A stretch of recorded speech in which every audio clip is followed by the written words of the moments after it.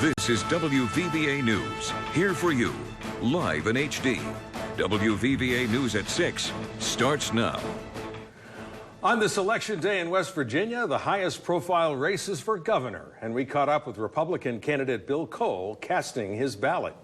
While Jim Justice is throwing his big watch party tonight at the Greenbrier, but before that, a stop last night to boost morale in Raynell.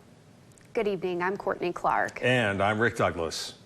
Welcome to Decision 2016 and your source for complete election night coverage as the results start coming in. We will be hitting every corner of our coverage area and around the state, from the Capitol to right here at home. We'll bring you up-to-date reports from around the region. We begin our live coverage tonight right here in Mercer County. WVVA's Joshua Bolden has been out talking with voters and election officials all day. He joins us live with more. Joshua. Hey guys, so this is about the fifth polling place that I have visited today, and one thing I can tell you from my observation is things seem to be running pretty smoothly. There's about an hour left in voting. Voting closes at 7:30. It's 6:30 now, just around 6:30. So if you haven't voted yet, there's still time to come out here. Of course, from what I've observed, people spend about 3 to 5 minutes in there casting their ballot, and then they're on about their evening.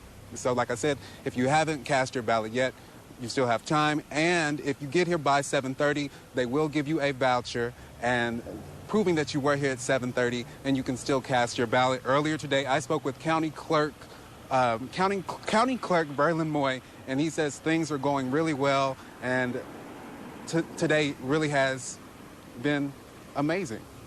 That tells me a couple things that, people have made up their mind when they walk in to vote, and that's good. And our poll workers are adequately trained. I want to reiterate one more time, the polls do close at 7:30, but if you get here before 7:30, they will give you a voucher and you can cast your ballot. It is your right, and we're going to continue covering this all day, so I'm going to send it back to you guys in the studio. Thank you, Joshua. Now let's check in with Raleigh County, where WVVA's Annie Moore has been following the election from Beckley. She's standing by live now in our Beckley studio. Annie? Courtney, we're getting down to the wire here in Beckley. It's been smooth and steady throughout the day. I visited several poll locations, and as you can imagine, being a red state, a lot of people came out to support Trump. But there's also been some undecided who hadn't made up their decision yet, even as they arrived at the polls. I was in the coal industry for over 30 years, and the current administration put me out of work a little over a year and a half ago, and I had to retire, and that's one of the big contributing factors why I'm for Donald Trump. What's weighing heavy on your heart right now walking into those polls? Who can steadfastly hold our country together through policies and defense over the next 4 years? And if something would happen to them, who has the strongest vice president to be able to lead in case one of them ends up in prison? We're following several other big races tonight. The sheriff's race is up for grabs. Right now, it's a toss-up between Mount Hope Police Chief Stan Ellison and retired State Trooper Scott Van Meter. And then there's the commission race, Senate and House of Delegates also on the line tonight. We're going to be bringing you those results live from the courthouse tonight as they come in.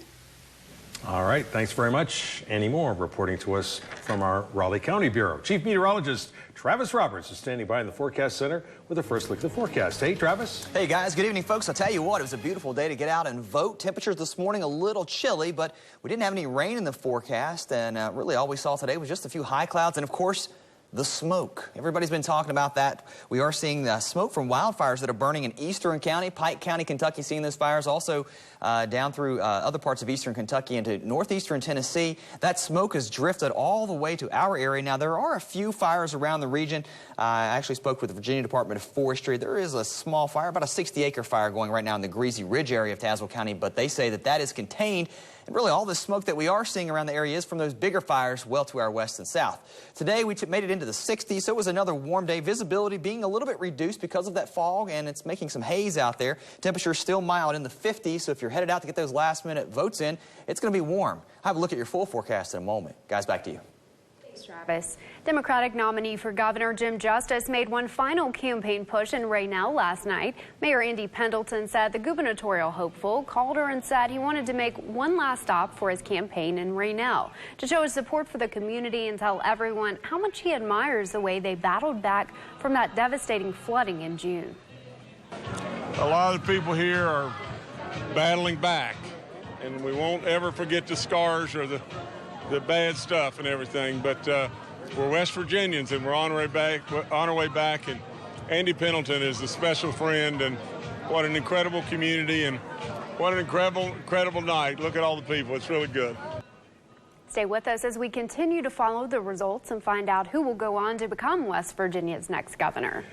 Well, tonight, Justice is hosting his result watch at the Greenbrier Resort, where Austin Davis is standing by right now live. Austin will be with us throughout the night, but for now, let's catch up with the latest. Austin, how's it going? Well, the party hasn't really begun just yet here at the Colonial Ballroom here at the Greenbrier, but Jim Justice's crew is really setting up. You see balloons above, but that's only if he wins. But you see, if you take a look here, you got the very American patriotic setup. You got the stripes all around. You got the red, white, and blue. Can't go wrong with that. And then also to the left here, you have the kind of the running tally of what's going on with the race. Bill Cole's name is up there, Pritt as well, along with Jim Justice. But you take a look, and this is really a big race here for governor. Everyone's really looking forward to it. The people I've talked to have, this is the main reason why they've come out to vote. That's why there's been a little bit of a better turnout in voters participating. Along with, you see, the Greenbrier County had a really good early voter turnout, and that's part of the reason why. Of course, we're going to be here all night to determine whether or not Jim Justice is the next governor of West Virginia. So, for now, I'll send it back to you. Thank you, Austin. Now, we're also covering Bill Cole's election night result party from the state capitol tonight. Allison Wickline joins us live from the Embassy Suites Hotel in Charleston. So, Allison, what can you tell us about what's going on there? Guys, in this race, Bill Cole has really been focused on creating jobs. So he's tried to not only highlight his political experience in the Senate, but also his job creation experience with his business. On the campaign trail, he has also focused on the drug epidemic and ways to fix it and the need to fix that immediately. And of course, we know Bill Cole has aligned himself with Donald Trump during this race. West Virginia has shown serious support for Donald Trump. So tonight we will find out if the state's interest in Trump has helped carry Bill Cole across the finish line. And we'll continue to keep you updated from Charleston. Rick, Courtney, I'll send it back to you. All right, thanks very much, Allison. Earlier today in Mercer County, residents weren't the only ones casting their votes. The candidates were out voting as well. Bill Cole and his family were at Cumberland Heights School around 10 this morning. In addition to casting his ballot, Cole said the day is memorable because it's his daughter's first time voting. Cole says it's all led up to this, and he's looking forward to tonight. We feel good. We left it all on the field. 17 months and 6 days we've been out crisscrossing the state, getting in front of voters and sharing our message. And I can't think of a thing that we could have done better or differently. We're ready to see what the voters have to say later on today.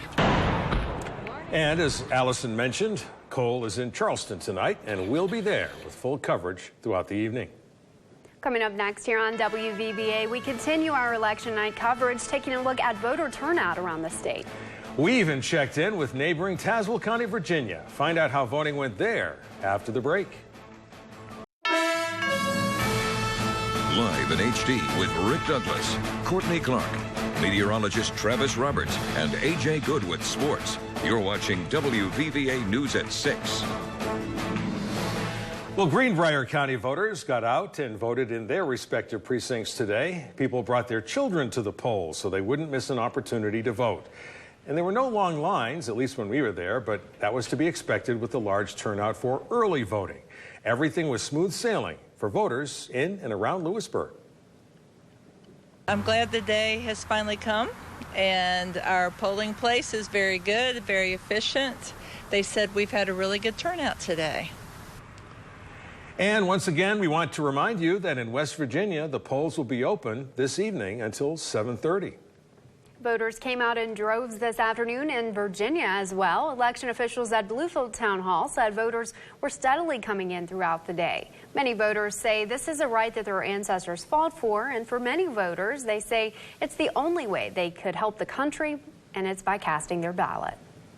I think that this country is in trouble, and we need some leadership that's going to point us in the direction that we need to go. I am very proud of the town that I live in. I'm proud of the representation that we have had, and I want to continue that. And now the polls do close a half an hour earlier in Virginia. They close at 7 p.m. In Kanawha County, the numbers were growing today as expected. More than 14,000 early voters came through the polling places. St. Albans High School already had seen long lines this morning. Now, make sure if you're still heading out to vote after work that you do not have your cell phone visible. That's a no-no at these polling places. All electronic devices must stay in your pocket and not be visible. Make sure it's on silent where it won't disrupt other voters. And the main thing to remember, no selfies allowed. Justin Timberlake notwithstanding, no camera devices are to be out of sight, or rather to be in sight. One voter in Nitro says they didn't have to wait too long. There were just a few people ahead of them. You are allowed to bring your kids in with you up to age 14 to show them how the voting process works. And once again, and it's important, polls in West Virginia remain open until 7:30. So far, voting in Kanawha County is going quite smoothly. I'm a lifelong Democrat. Ever since I started to vote in 1972, and this year I switched to Republican. And I'm wearing red, which says a lot. Once again, polls are open until 7:30 tonight in West Virginia. The YMCA was providing daycare today for people in need of child care while they voted. Even so, many parents ended up taking their children into the polling place with them. For those who took advantage of the service, various activities were planned for the day, and it only seemed appropriate that the children they were watching today voted on what they wanted to do on Election Day. The kids actually have been voting on their activities. So this morning we've played dodgeball. They voted on that. They've also voted on kickball. We've got several different art projects planned for the day. They'll be making lunch, and then the highlight of the day is swimming. Now, there was a charge for the daycare service, but YMCA members did receive a discount. Well, Travis Roberts is up next with a live Precision Doppler forecast. A full look at the weather after the break. Stay tuned.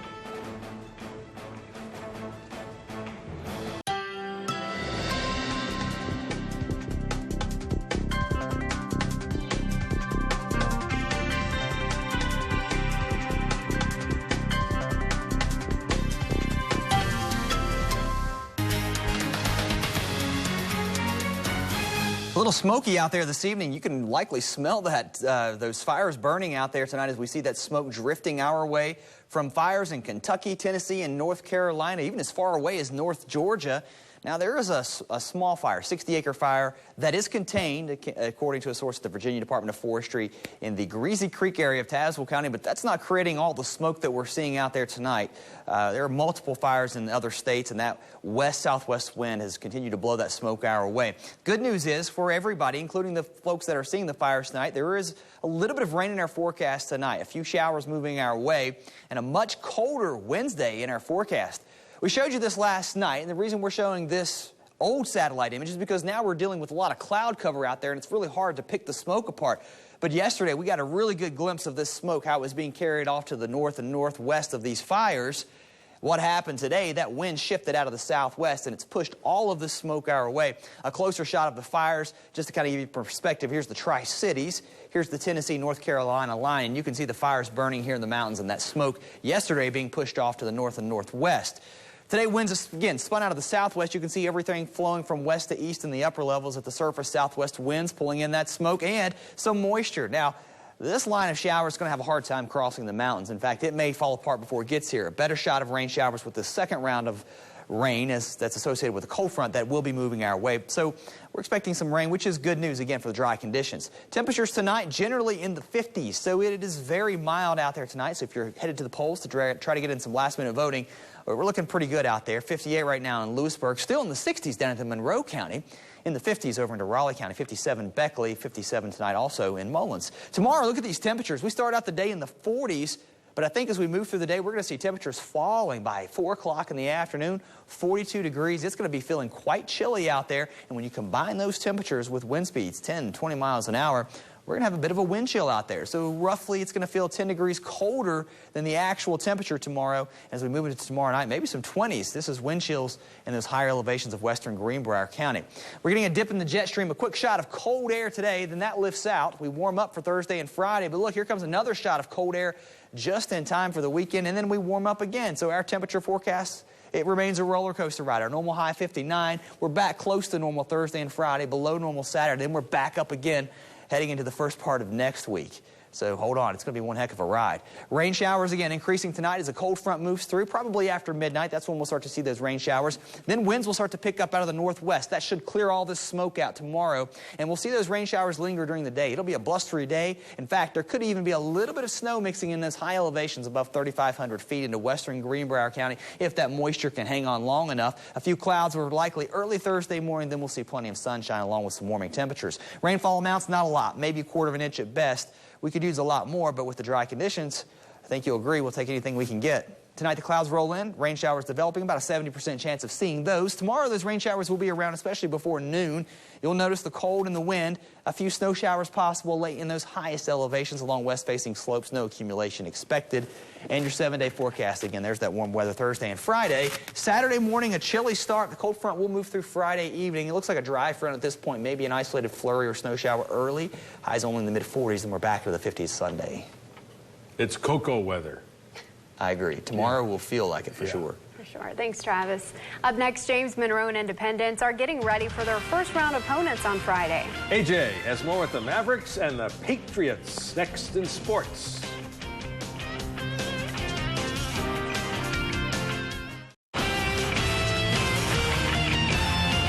Well, welcome back. Time for sports. And the two Virginias, there are just 4 teams from the Mountain State that made the playoffs. One of those resides in Linside as James Monroe gets ready for another home playoff game. But as we've learned in the past, all across this area, home field doesn't always mean a win. The Mavericks will come in at 9-1 on the year and receive the 6th seed in Class AA. James Monroe will welcome in Winfield on Friday night, who's the 11th seed at 7-3 on the season. The last time the Generals made the playoffs was back in 2005, which resulted in a first-round loss at James Monroe. A year ago, the Mavericks hosted Herbert Hoover in the exact same situation, and head coach John Mustaine knows that his team can't take anything lightly.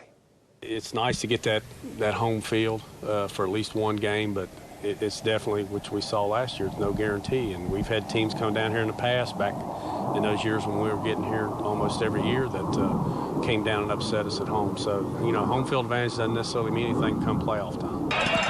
Well, heading up the road to Raleigh County, where its lone representative is getting ready for its first-round matchup. Independence will make the very long trip to Lincoln on Friday night. The Patriots are 8-2 on the year and drew the 9th seed, while the Cougars are also 8-2 and got the 8th seed and a chance to host. Lincoln will bring in a different style to this game as they throw the ball around 30 times a game. This matchup would have probably been at Independence if not for a season-ending loss at Roane County last week. But head coach Chris Vickers says his guys have that way in the past.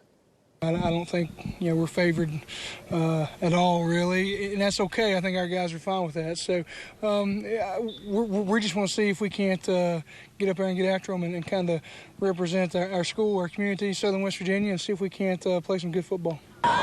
And kickoff for both of those games will be at 7:30. Time to check out the Week 11 plays of the week. Here's the list of the nominees to vote. Just head on over to our website at WVVA.com. Visit the sports page, click on the Plays of the Week link, and pick which play you think is worthy. We'll announce the winner coming up on Friday at 6. And since you've already been voting, go ahead and vote one more time. There you go. This time it's a whole lot easier. Vote early and vote often. Yeah.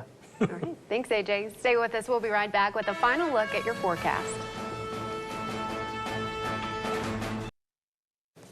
Rain showers are just on our doorstep, but they're falling apart. You can see as that first line moves out of eastern Kentucky toward West Virginia and southwest Virginia, but there's a stronger band of rain back to the west, just crossing the Ohio River between Indiana and Kentucky there, and just along Ohio and Kentucky as well. That will continue to move south with a cold front that will move our way, so our rain chances will go up overnight.